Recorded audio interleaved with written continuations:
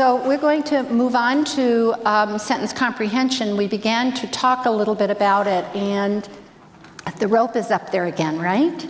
Because the blueprint is based on Kate Kane's work, Hollis Scarborough's work, and the work of many others who've spoken to us about the importance of developing these language processes and skills. So here we are, all right? We're going to talk a little bit then about phrases, clauses, and sentence comprehension. Uh-oh, some people are going, oh, she's not going to talk about grammar. Oh, here we go, Sister Mary Bernadette diagramming sentences. All right, that's not what we're going to do. Are there phrases, clauses, sentence structures that may be difficult for your students? You have to start thinking about that, right? That's where the breakdown may be. How and when will you directly teach sentence comprehension? How and when will you teach students to work with these sentences? How will you facilitate the integration of ideas? Because remember, we said one of the things that struggling comprehenders have difficulty, they may have difficulty with vocabulary, but struggling comprehenders also have difficulty with integrating meaning within and between sentences. So we're going to have to teach them about this, the use of cohesive ideas and connectives. How and when will you teach students to work with these? Really should say cohesive devices, not ideas. Okay, so let's kind of get into that a little bit. Here's a true or false. Syntax is a vehicle for conveying meaning. What do we all think? 1, 2, 3. True. Oh, that was kind of a timid true, everybody. Come on. Correct. And certainly not false. Okay. So I don't think we have often thought about syntax that way, that it actually conveys meaning. So that's something for us to start thinking about. I think we think about it in a mechanical way. We associate it with grammar.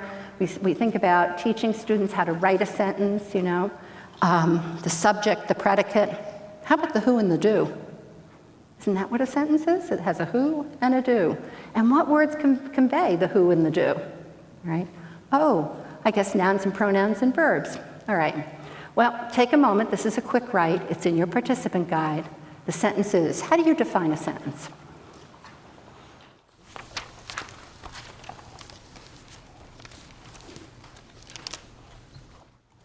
All right. Let's see if it looks anything like this. The sentence is the unit of language strategically positioned between individual words and text. Well, that's kind of interesting.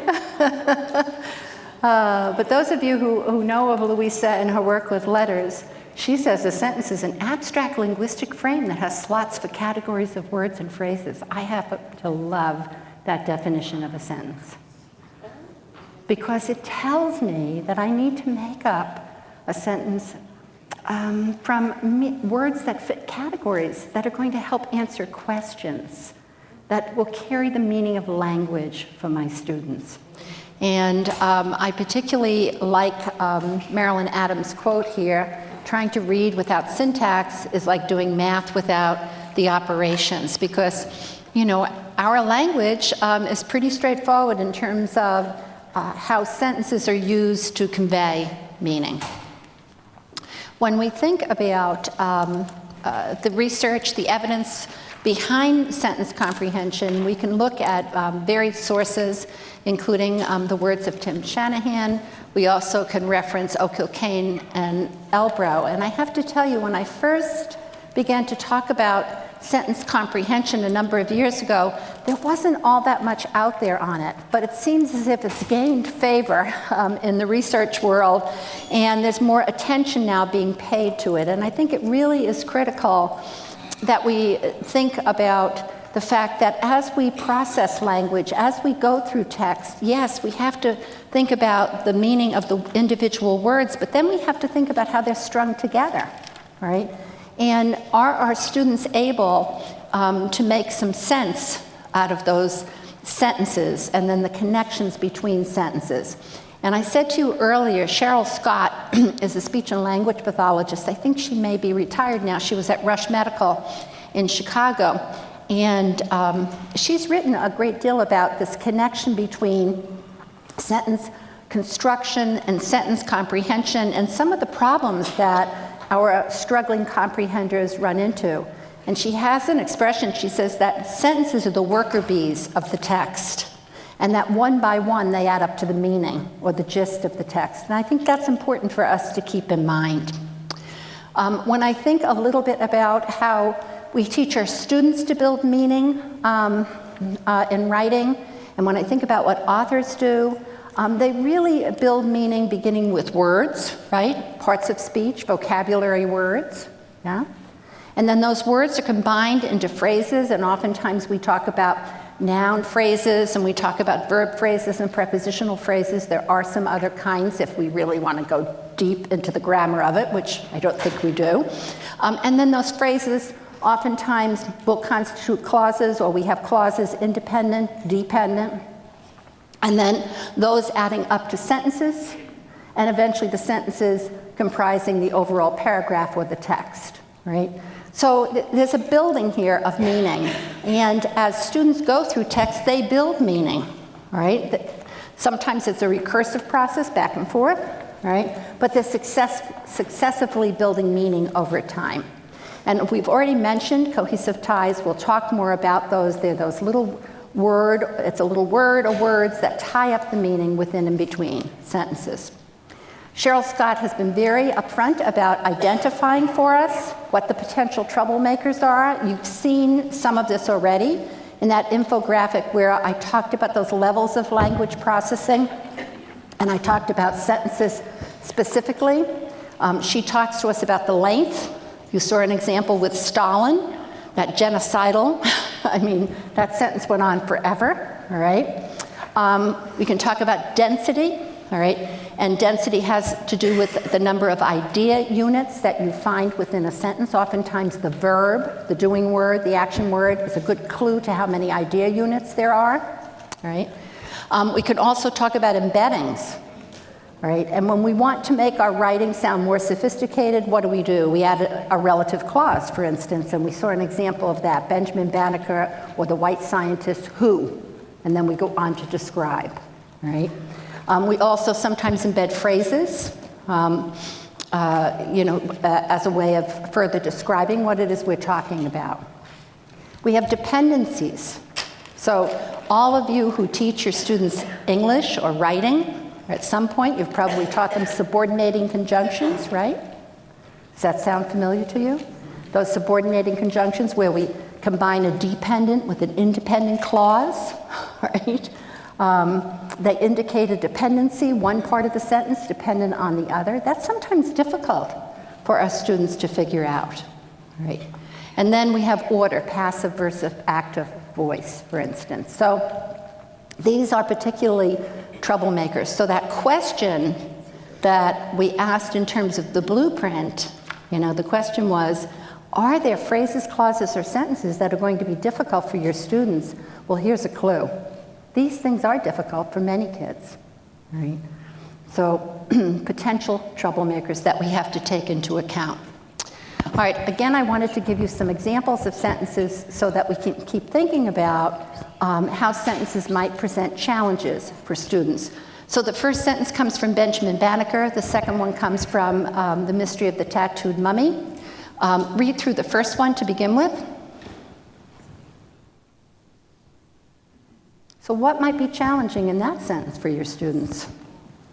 It's long. It's very long. And it begins with a dependency, right? When Benjamin Banneker grew to be a man.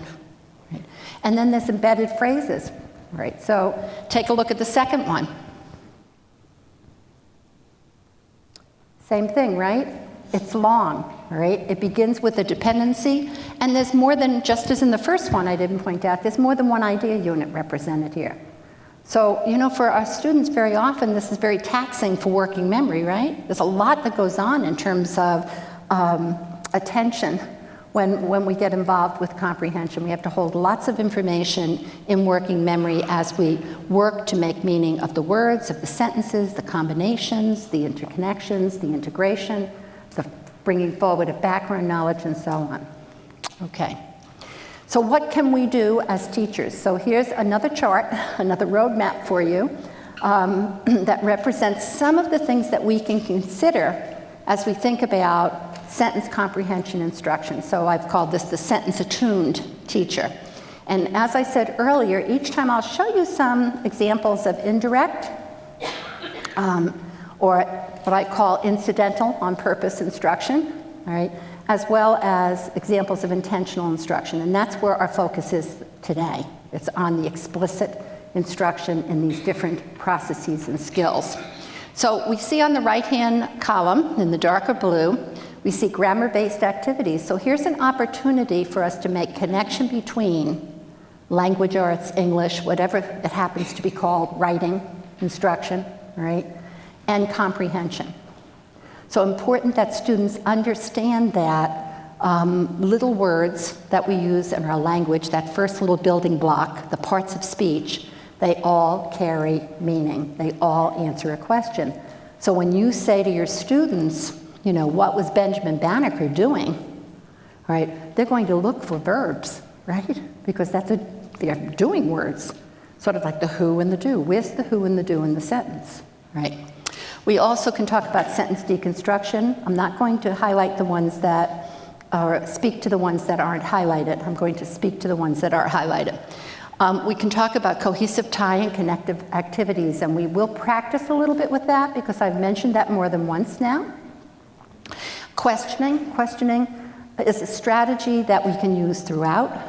We saw an example of questioning with vocabulary. We can use it with sentence comprehension, but targeted questions, right? Questions that have everything to do with what? Remember I said something about the surface level of the text? The exact words and sentence construction that was syntax that the author has provided us with. And then we have some other things like sentence combining, anagrams, and of course writing.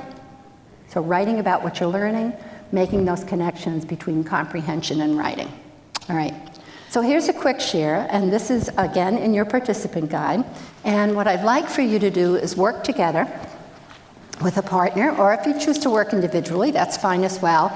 And I want you to think about these questions, all right? So who, what, or whose? What part of speech would answer that question? When you say who, what, or whose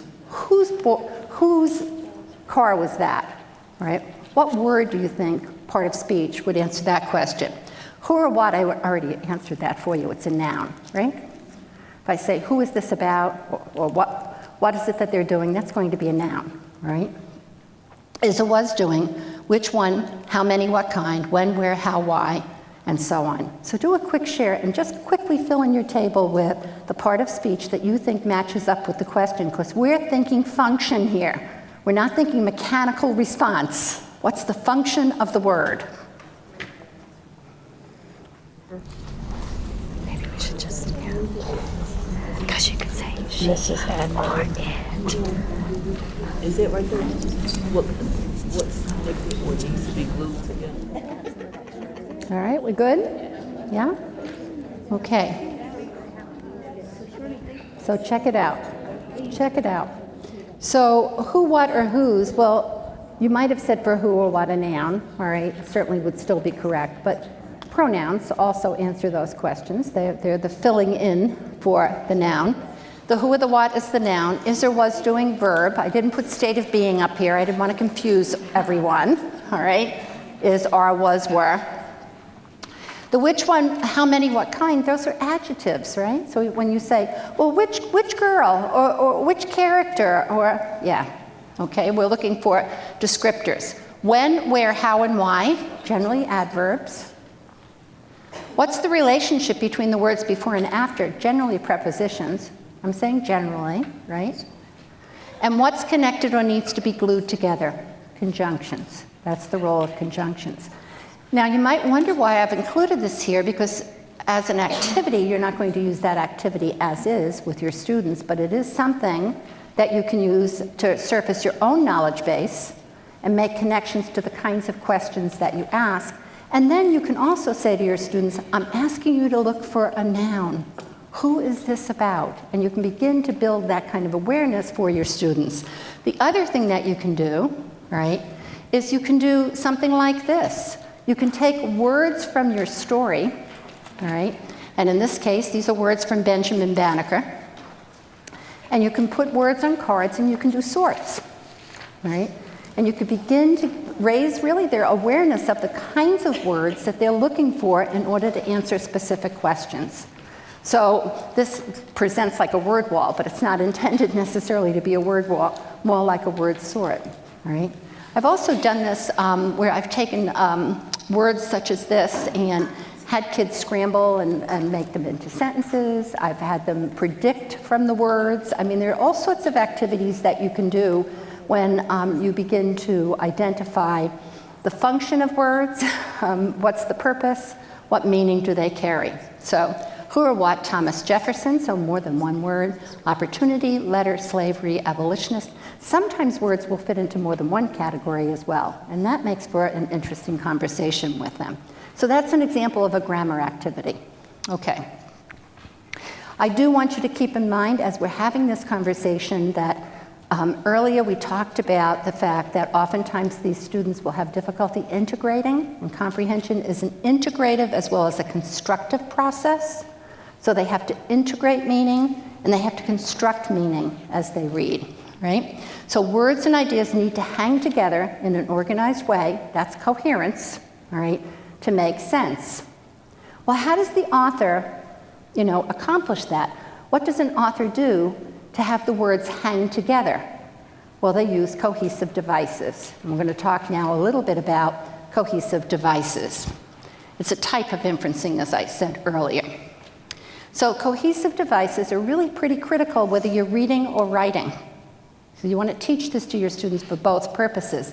I mean, come on, when you write something, do you use the same word over and over again? No, you purposefully change up the word, right? And when you change up a word in your writing, either you're substituting in a pronoun if you can, or you're using a synonym or substitution, right? So you think of another word that means something very similar or the same, right? Sometimes you repeat a word, but in a somewhat different format. Instead of saying Benjamin Banneker, you might just say Benjamin, all right? And sometimes authors will just leave a few words out and assume that the student or the reader will be able to fill in those words. That's called ellipsis. Now, there's more devices or ties than this, but those are just a few examples that I thought I would give you. So usually these ties, which tie up meaning, take meaning from another part of the sentence, so you can go back and find the other word or words that the tie is referring to or it ties back to. Okay, so let's look at an example. All right, here's an example of each: pronoun reference, substitution, synonyms, repetition, and ellipsis. And what you see on the left-hand column is the definition. What you see in the right-hand column, all right, is in fact an example. Go ahead and read this. It's a quick review. Go ahead and read it. So as you're reading this, I'm wondering, how often do you point this out to your students? How often do you ask them a specific question, questioning, one of the strategies, right? About, but the Secretary of State did not live according to the promises he set forth in, who's he? Who's he? How many of your students wouldn't be able to answer that question? Unless they had had some practice, unless they were taught that there are going to be these words that you find in paragraphs. Benjamin was telling Jefferson that he was a great man, but the Secretary of State, who's the Secretary of State? Oh, it's Jefferson. Okay.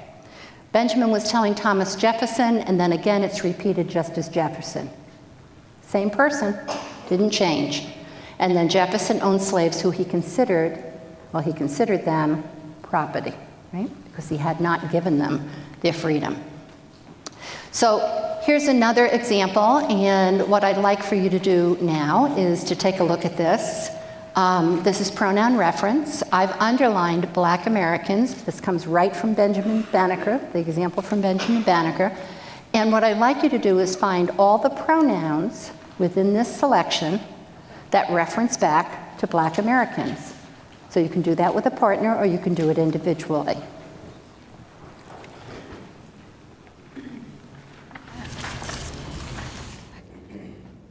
All right, remember then that we're looking for those words that stand in for, that's what pronouns do, they stand in for what I've underlined, Black Americans. So they were being forced. They, again, couldn't read, and no one had taught them. Now, there are other pronouns in this passage, but they're not referencing back to Black Americans. In fact, they couldn't read because no one had taught them. Well, the no one is not Black Americans. It's referencing something else. Or because it was illegal. It is not Black Americans. So again, they're going to come across passages in which you have to be pretty specific about, this is a stand-in, it references back, and your questions then allow for students to identify. Okay, how about synonyms and substitutions this time?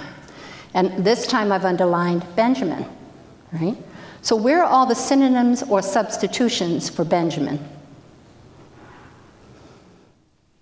And this time I've used arrows. So sometimes when I've worked with teachers or worked directly with students, I'll teach them a coding system, right? So a strategy or activity is to pull. You could do this before reading. You could do it after reading, during reading. Sometimes it's just a warm-up. I've seen teachers put this up as a warm-up. They pull something from the text and they do a warm-up after they've taught students what cohesive ties are, all right?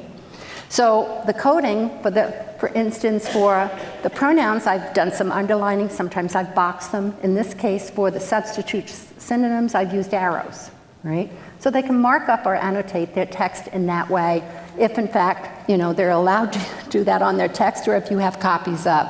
So the first Black man is Benjamin, right? The only Black person is Benjamin. And I don't think there's any other synonyms or substitutions, even though there are some pronoun reference in there. Okay. So this is a quick practice, and if you were thinking about, a strategy for yourself, a way of doing this, what you do is you identify focus words or phrases. I've been underlining them for you.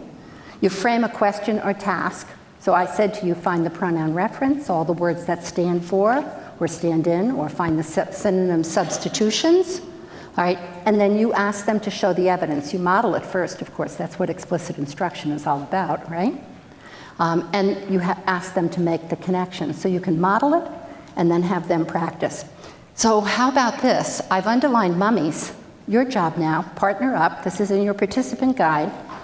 And find all of the words that reference back to mummies. It could be a pronoun referent. It could be a substitution synonym. Anything that you think is standing in for mummies.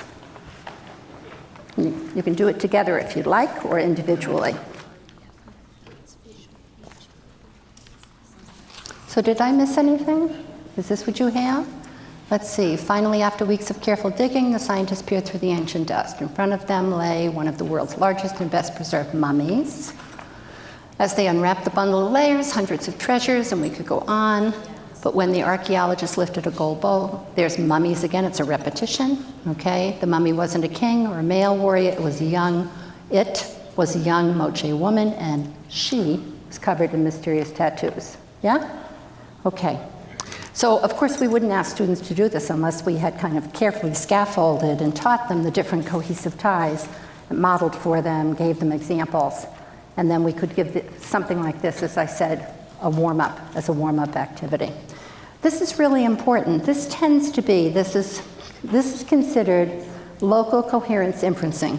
Not important that you remember the name that's been given to it. Important that you know that for many students this is automatic, right? But for many students it's not. And Kate Kane identified this integration as particularly problematic for poor comprehenders. So check it out, right? Check it out. You can informally assess by asking questions and seeing whether or not your students actually are able to do this or not. Okay. Now the other cohesive device are conjunctions. They're called connectives in this context, but they're conjunctions, right? So when you teach conjunctions for writing, right, for compound and complex sentences, you need to be thinking about the fact that they also signal or tie up meaning between phrases and clauses in sentences. And they're considered a way of integrating meaning. So I've just listed out of Oak Hill Kane and Elbrow's book on comprehension a categorization of conjunctions. Temporal time, right? Continuity, additive, adding on. So temporal might be when, all right? Continuity would be and. Causal, one thing causing another, because, all right? Contrast, but could be a contrast, right? So conjunctions carry meaning. When you teach conjunctions for writing, teach them for comprehension. Don't just say, here are the signal words, teach them what the meaning is behind the signal words, right? So you have the cohesive ties that we just talked about, those different types, but then you also have to be thinking about these conjunctions. So they're words or phrases that signal logical relationships between clauses and sentences. So here's a couple of examples, again, right out of the text that I've been using today. During the day, my grandfather made furniture for Mr. Wright, his former master. So during would be temporal, right? So you can ask your students, what does that mean, right? What does that tell you? It tells you when it's happening, during the day. So when was this happening? That would be your question. Oh, during the day. Okay. My grandmother remarked that I was too high-strung, and if I wasn't careful, I would be lynched before I was 20 years old. If is kind of conditional, isn't it? All right. If this happens, it could be causal. If this happens, then that will happen. All right. And we didn't have any of what they called civil rights back then, so there was no way to protest and nobody to protest to. So that so also is indicative of what's going to happen next as a result of, right?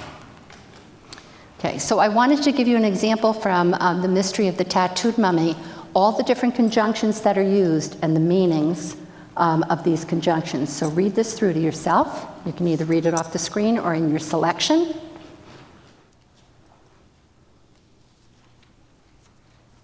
Now think about the kind of question that you might ask your students so you could zone in on or target their understanding of the meaning. For instance, that first one, finally, after weeks of careful digging, the scientists peered through the ancient dust. If I underlined the word, I would say to them, what does that word tell me?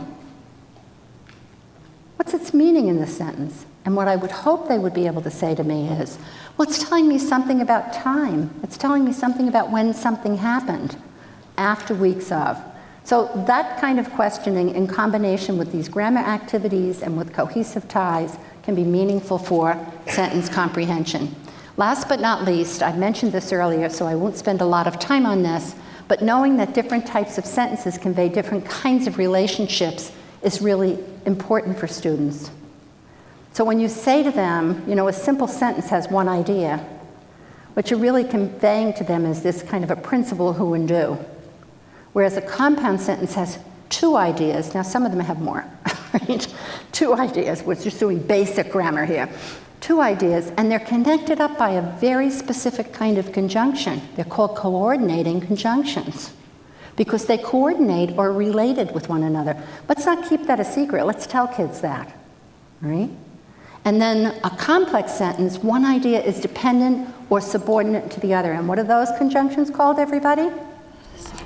Subordinating conjunctions. And here the terminology becomes important because it conveys to them the kind of meaning that's inherent in those conjunctions. Okay. So there's a simple, there's a compound, there's a complex, and these sentences each express meaning in a different way. So I think you can probably see, again, this connection between writing and reading comprehension that you can draw. You know, killing two birds with one stone, all right? Seize the moment and think a little bit about this. So we always come to a quick share on strategies, activities, and routines. So I shared with you the instructional roadmap for the sentence-attuned teacher. What are you doing, or what else could you do, right? And because it's after lunch, I'm going to have you get up, go, you're going to do a little mingle, all right? Get up, go find somebody you haven't talked to today, and share with them kind of your understanding of sentence comprehension and what you think you might be able to do with this. So everybody up, I'll give you about 2-3 minutes to do this. Up, mingle.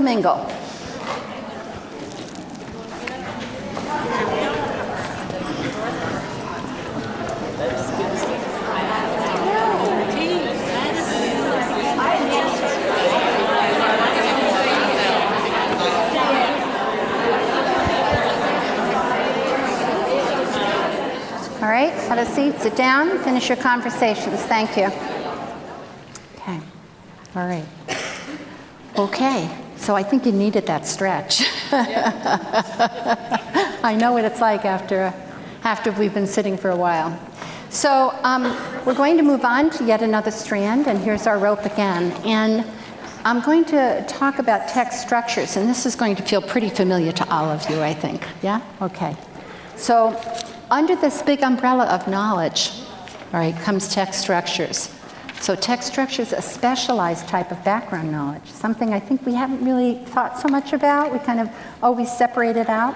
But you know, all these strands of the rope are kind of interrelated, right, and dependent upon one another. So I always think about when I'm reading a good book, and I mentioned this a little earlier, I don't have to stop and say to myself, oh, wait a minute, where's the rising action, right? Or where's the climax in this book, or the falling action? You know, we just go into reading of the book sort of with what Louisa Moats has called in the past this mental map of the way that text is organized, right? And so important that we make certain that our students have those mental maps in mind. So when we get here and we begin to talk about text structure, we have to ask ourselves, how is the text organized, right? And how and when will we directly teach students, and I've broken it down this way, the purpose, the features, and the signal words of different genre. So again, we come back to this idea that we have to be very explicit about how written language actually works, how these systems of language translate into written language. How will you teach students to use the structure to understand purpose, to organize and express understanding, to help them navigate through the text? And I do want to remind you that also Kate Kane has said to us that use of story structure, in general, text structures, sometimes can be difficult for students. So when we think about this, we want to think about, first of all, what text structures are, right? And they're a framework or a pattern, right? So text follows certain patterns that organize and convey different types of information. That pretty much makes sense, all right? And what they should do, all right, what they're intended to do is to help the reader establish these kind of critical relationships between information, whether it's in narrative or informational text, okay? And I'm just going to talk about narrative and expository text, but I know we have informational text, which is sometimes used synonymously with expository. We talk about persuasive text, dependent upon the standards we're using. So substitute in your own words, all right? Make it relevant for yourself. And again, a little bit of background knowledge. That's a Velcro strip, by the way. I thought I was being clever. Actually, knowledge, background knowledge is Velcro strips, right? So here's why we want to do this, because one of the things that, as I said, text structures can do is it provides us with a map, right?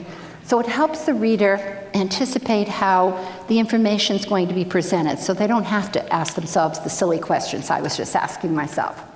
It also allows for them to search for, to organize, and to remember the information. You know, there's a chunking that occurs here, right? And to remember information more easily, we want to be able to chunk it up. We don't want it to be all these different isolated facts. They're also more likely to activate prior knowledge and preview more efficiently if they know the organizational structure of the text. So when we talk about instructional focus and strategies, all right, what we talk about is directly teaching them purpose, right? Because, by the way, you know, the author's purpose is pretty apparent by the text structure that they choose, right? That's part of their purpose. Okay. We want to talk about the structures themselves, the features, and that's a little added something that we're going to talk about, and then these signal words. And we want to do this across the grade. Now, the strategies or activities that we use for teaching text structure are not so different than what we've mentioned before, but they have to be very targeted in terms of what our purpose is. So we use visual representations. I bet there's not a person in here who hasn't used a graphic organizer for text structures, right? Yeah. The thing with that is we have to be sure that it directly reflects the structure of the text that we're using it for, because there's a lot of graphic organizers out there. We use questioning, very powerful questioning, both our questioning and teaching our students how to respond to questions, right? And then we use a combination platter, little A, B, C combo. Joanna Williams says to us, explicitly teaching students about specific text characteristics, okay, along with providing targeted practice activities, so explicit instruction, appears to support student comprehension of text eventually encountered across curriculum areas, so that we get a real bang for the buck here in terms of teaching text structures. So I thought, again, I like tables and charts to kind of clarify what our focus should be. So when we think about explicitly teaching text structure, narrative text, right, this is the what, right? This is the what. So what's the purpose? Well, generally speaking, narrative text is used to entertain or to provide an account of events, right? What's its structure? Well, early on, it's story grammar. Now, it can change a little bit, dependent upon if it's a play, right? If it's a personal narrative. I mean, it can change a little bit. But where do we start? We generally start with the grammar of stories, the grammar of narrative. What are its features? I wonder if you've thought about this before. Narrative text has a beginning, a middle, and an end. And we need to clue our kids into that. Informational text doesn't have a beginning, middle, and end. It's not the way it's structured. But narrative text does. And there's some signal words then that go along with this beginning, middle, and end. So we can expect when we read a story, in quotes, there will be a beginning, there'll be some words that clue us to the beginning, there'll be a middle, and there'll be an end. In the beginning, then in the end. So here's a quick read, all right, on some of the elements that we find in that story grammar. Just take a moment and read through this very quickly and see if it jives with what you've been thinking about in terms of teaching structure.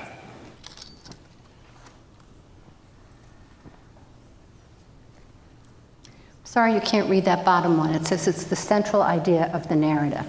So as you work through narrative, all right, you cumulatively teach students about how these different elements present. And early on, it's pretty simple. You know, the Three Little Pigs, pretty simple.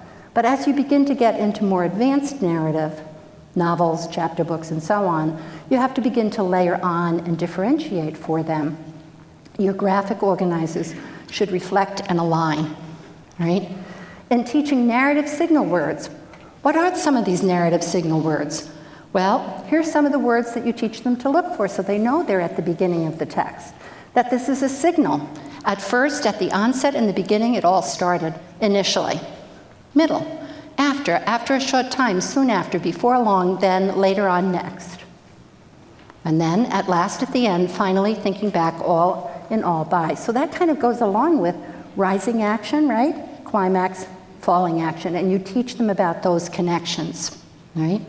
You also can begin to think about, as you're working with students at different grade levels, students with different capabilities, you can begin to think about, well, what might the basic questions look like that I would ask students about these elements, about setting, character, problem, and what would more advanced questions look like? Now, my intent was to get you to do it quick right here, but I think what I'll do is just share some examples, okay? So here are the basic questions. Where did it happen? When did it happen? But look at the advanced question. What might the setting foreshadow? More of a middle school question, right? Okay. Who is the story about? What is so-and-so like? Physical appearance, personality, characteristics. Here's a more advanced question. How does the external world affect the character's internal emotions? Who do the character's internal emotions affect, or how does it affect their understanding of the external world? I'm glad I'm catching all these little proofreading things in my charts. Okay. Problem. What's the problem? How did it get started? What does so-and-so need to do? Describe the conflict. How does the context affect the conflict? Do you see the differentiation here and the difference? So we can't just think about story grammar in a very simple way, all right? We have to think about this cumulatively and how we move students through text as they move through the grades, right? Outcome, how did so-and-so solve the problem? How did so-and-so achieve the goal? How did the process influence the outcome? Becoming more and more inferential, aren't they? Okay. And then how did so-and-so feel about the problem? Explain the main themes. And then the theme, what's the major point, the big idea? Explain the main themes in the text, right? So we start slow, we build, all right? And as we work with narrative text, we have to consider that within narrative, there are going to be different types of narrative text. It's pretty easy to talk about a story, but then start thinking about a fable. That's a story, but it's a little different because what happens, the animals are the characters. So we have to begin to think about those nuances. So again, when you choose a graphic organizer, right, for a narrative, make sure it's reflecting what's actually happening in the narrative text. That's actually reflecting the different elements that are present. Okay, here's informational text. Pretty basic, all right? We want to do purpose, inform, explain, report. Structure.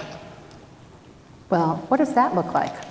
Describe, compare, problem, solution, cause and effect, and sequence. What's that look like? Sometimes all of those text structures are in. Well, that's true, okay? So the first part of this is it looks like the kind of paragraphs you teach kids to write.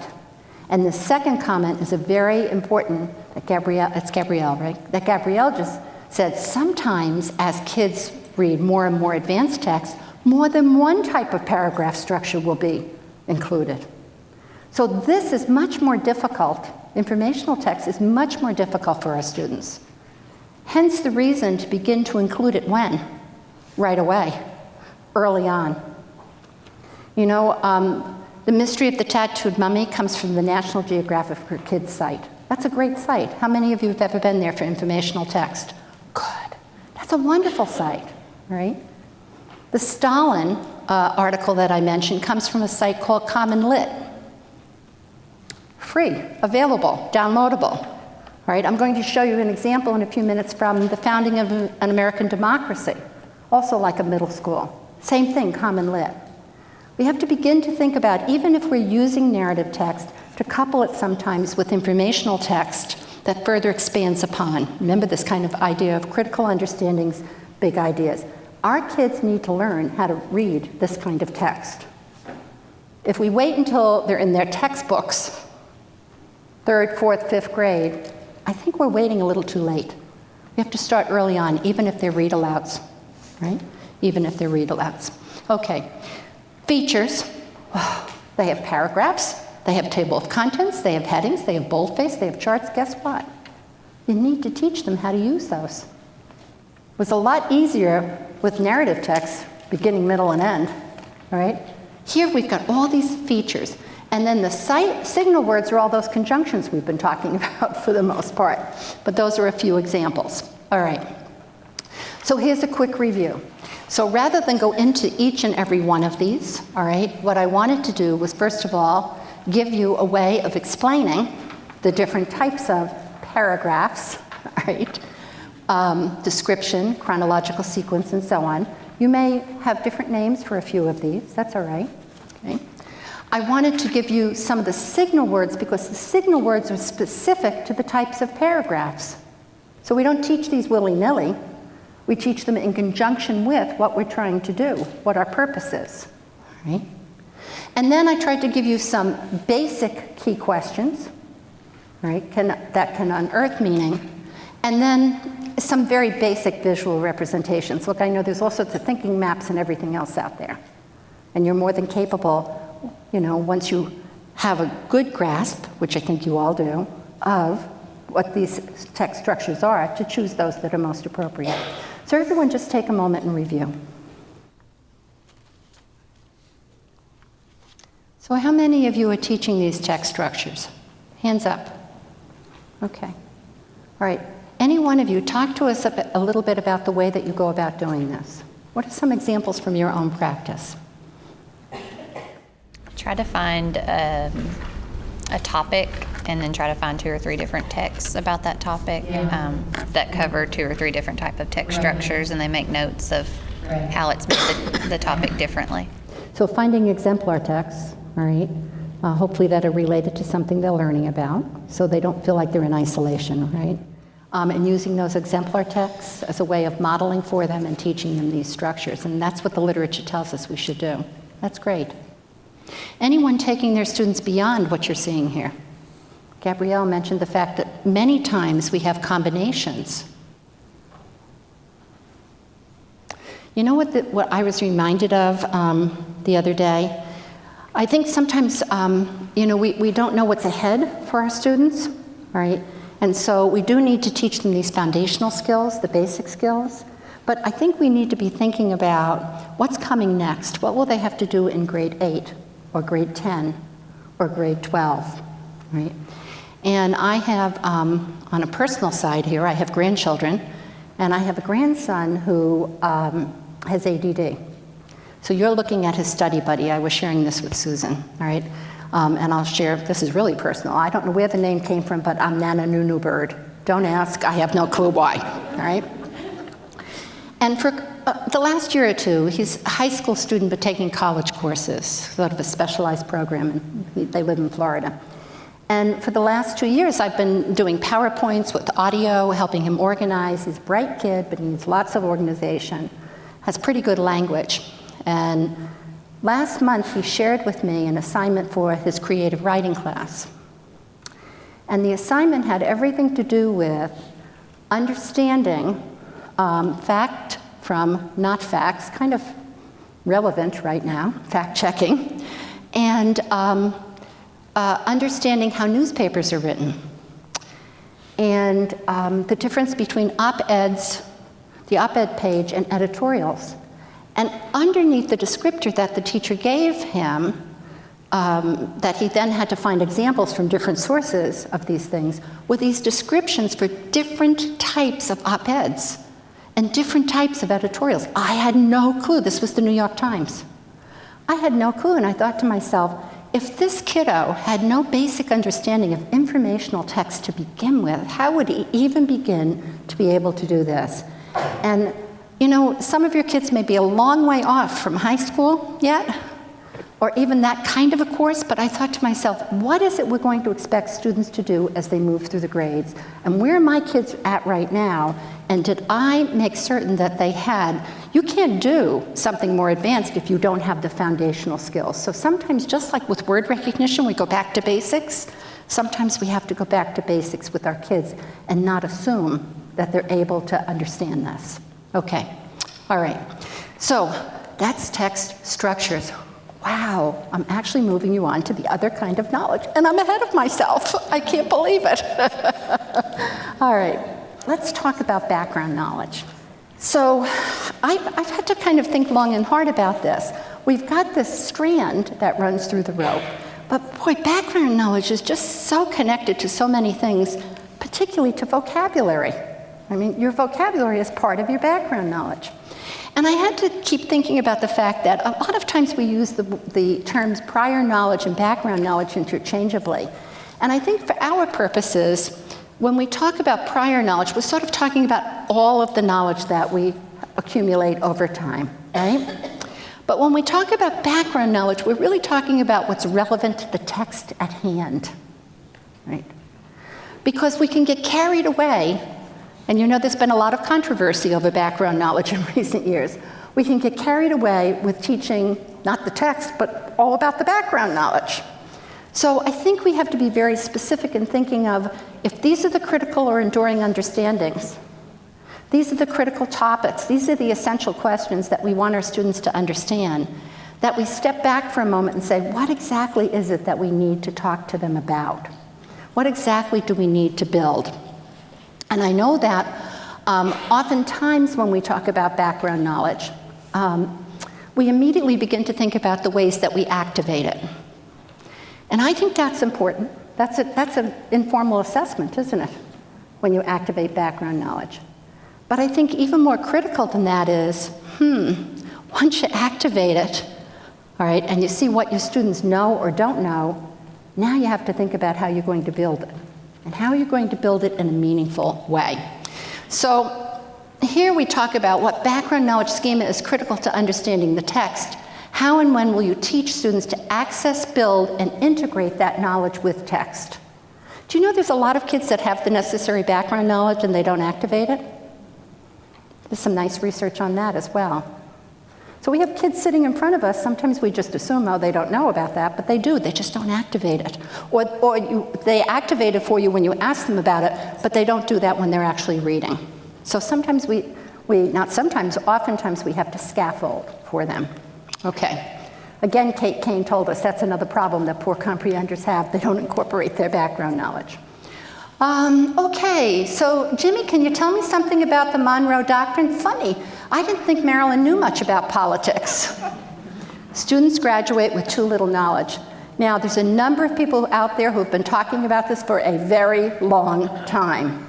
Susan Newman is one, all right? E.D. Hirsch is another. How many of you are familiar with E.D. Hirsch's core knowledge curriculum? Some people, yeah, okay. So those two individuals have been saying for a very long time that early on, Susan Newman particularly talks about early on we should be building knowledge within our little guys and gals. And we do that through oral language development, all right? E.D. Hirsch has said there's certain critical understandings, all right, across disciplines that all our students should have, a core knowledge base. And he created a curriculum for it. More recently, people like Natalie Wexler has written a book called, it's something like The Knowledge Gap. And she, again, is saying, wait a minute, you know, maybe one of the reasons our students can't do so well on these national assessments is because they don't have a deep enough knowledge base. So this is bubbled to the top. Also, I will tell you that in doing all my reading on reading comprehension and talking with individuals, there are some researchers that feel that this knowledge accumulation is really equates with comprehension. It is comprehension. So this is a pretty important topic. Okay, so Marilyn Adams again, 2015. Prior knowledge about the topic at hand is like mental Velcro. Well, I've tried to use that analogy throughout, right?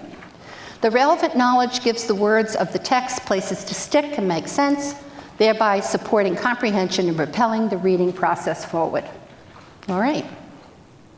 So in reading Dear Benjamin Banneker, all right, your students wouldn't be able to make much sense of this. They wouldn't be able to move beyond that surface level, the words that the author provided, the syntax, the sentences, if in fact they didn't understand what life was like for an African American male in that specific time period. The relevance of the importance of his work as an astronomer, as well as his courage in speaking out, would go unrecognized.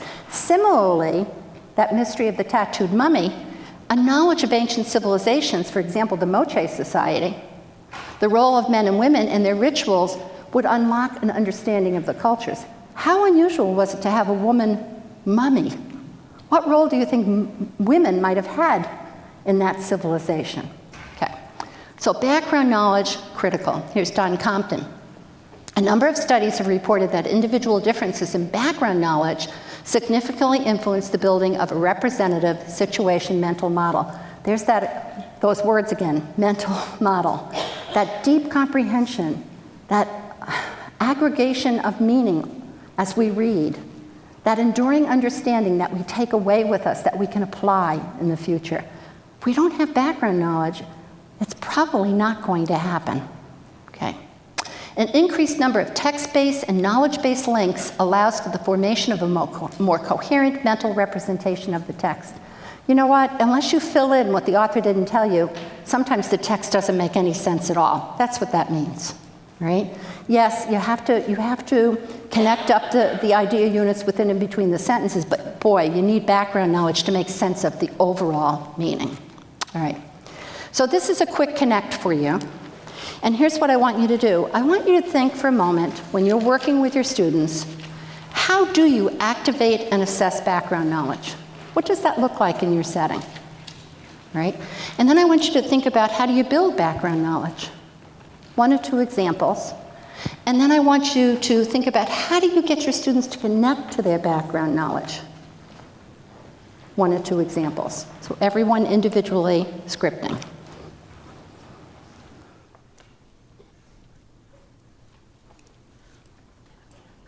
Okay. Turn around and share it with the person sitting behind you. Turn around and share what you've scripted, what you do in your practice with the person sitting behind you. And it's okay if you didn't fill it all in. It's all right. I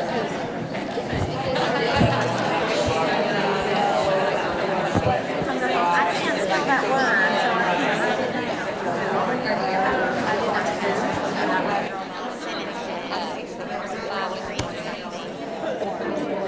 All right, finish your conversations. Yeah, finish your conversations. Yeah. Good. Okay, let's do a quick collect. All right. Okay, I'm going to come up here. And anybody from these two tables? Anybody? An idea that you heard that kind of resonated with you?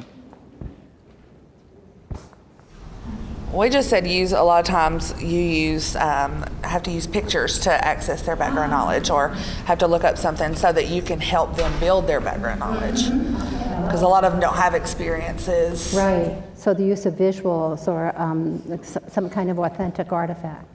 Okay, very cool. Okay, these two tables over here, anybody from these two tables, something that you heard? I used a scenario with my fourth grade history students about taxes. Yeah, okay. So I created a issue to where they were going to have to pay for paper. They're going to have to pay a fee. And so that gave them the understanding of not having representation. And so yeah, it gave them. Great. Yeah. Okay, all right. Okay, so those are great ideas. Anyone want to add anything else? Okay. Well, I'm going to go into this chart, but it's 1:42, so I think it's an opportune time for everybody to stand up and take their next break.